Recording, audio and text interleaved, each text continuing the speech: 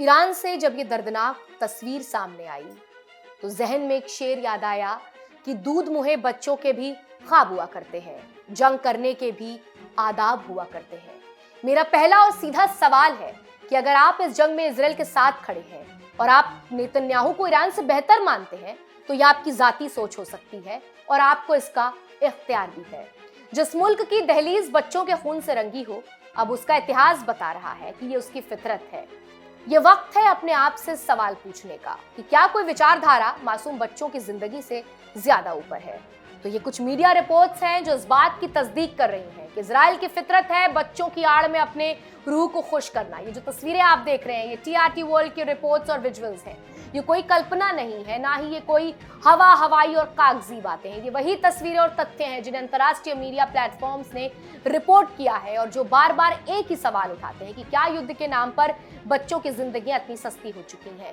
ये रिपोर्ट्स बता रही हैं, इस बात की ओर इशारा कर रही हैं कि इजराइल कई वर्षों से बच्चों को हमला कर रहा है, उनके स्कूलों को निशाना बना रहा है और आम नागरिक बार बार निशाना बनते रहे। टीआरटी वर्ल्ड की रिपोर्ट के मुताबिक 28 फरवरी को ईरान के एक स्कूल पर हुए हमले में लगभग 165 लोगों की जान चली गई, जिनमें बड़ी संख्या में छात्राएं और शिक्षक शामिल बताए गए।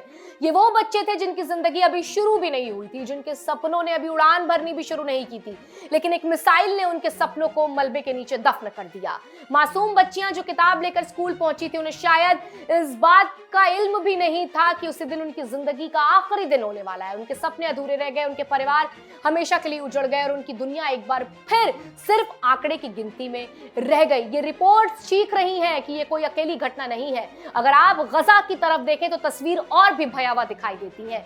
टीआरटी वर्ल्ड की रिपोर्ट के अनुसार अक्टूबर 2023 से गजा में शिक्षा से जुड़े 90% से ज्यादा संस्थान या तो नष्ट हो चुके हैं या बुरी तरीके से क्षतिग्रस्त हो चुके हैं।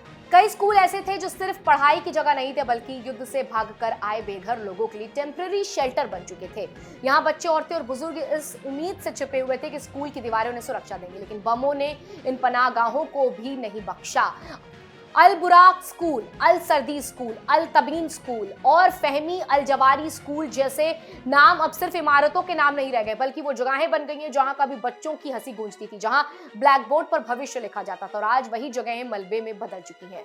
रिपोर्ट्स बताती हैं कि इन हमलों में दर्जनों नहीं बल्कि सैकड़ों लोग मारे गए हैं और उनमें बड़ी संख्या में मासूम बच्चे थे। अगर आप ऑक्यूपाइड वेस्ट बैंक और ईस्ट जेरूसलम की तरफ नजर डालें तो वहां भी हालात अलग नहीं है। टीआरटी वर्ल्ड के अनुसार, इस रिपोर्ट के अनुसार 8,06,000 से ज्यादा फलस्तीनी छात्र इस संघर्ष की वजह से प्रभावित हुए।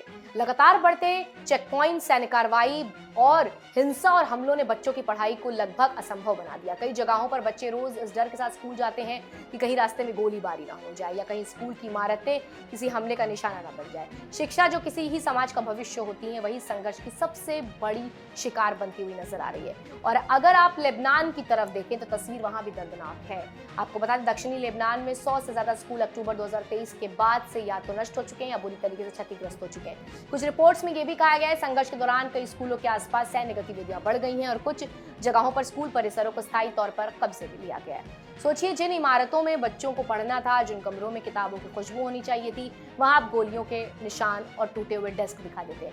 अब सवाल यह है कि अगर किसी युद्ध में बार बार स्कूल निशाना बनते हैं, अगर बार बार मलबे के नीचे से बच्चों की लाशें निकली जाती हैं, अंतर्राष्ट्रीय मानवीय कानून यानी कि इंटरनेशनल ह्यूमैनिटेरियन लॉ साफ कहता है कि स्कूलों और बच्चों को निशाना बनाना वॉर क्राइम की श्रेणी में आ सकता है। लेकिन असली सवाल सिर्फ कानून का नहीं है, असली सवाल इंसानियत का है। अगर कोई आज भी आंखें बंद करके इजराइल या अमेरिका की हर कार्रवाई के पक्ष में खड़ा होता है तो उसे एक बार अपने अंदर झांक कर जरूर देखना चाहिए कि ये कोई प्रचार नहीं है, ये कोई कल्पना नहीं है, ये वही मीडिया रिपोर्ट्स हैं जिन्हें दर्ज किया जा रहा है। मीडिया प्लेटफॉर्म्स ने दुनिया के सामने रखा है सच्चाई का वो दर्द जो आपको जानना जरूरी है। और ये रिपोर्ट्स हमें याद दिला रही हैं कि युद्ध सिर्फ सीमाओं पर नहीं लड़ा जाता है, उसकी सबसे बड़ी कीमत अक्सर वो बच्चे चुकाते हैं जिसका उस युद्ध से कोई लेना देना नहीं होता। इसलिए आज सवाल ये नहीं कि आप किस देश के साथ खड़े हैं, सवाल ये है कि क्या आप इंसानियत के साथ खड़े हैं या उन बमों के साथ हैं जो बच्चों के सपनों पर गिर रहे हैं।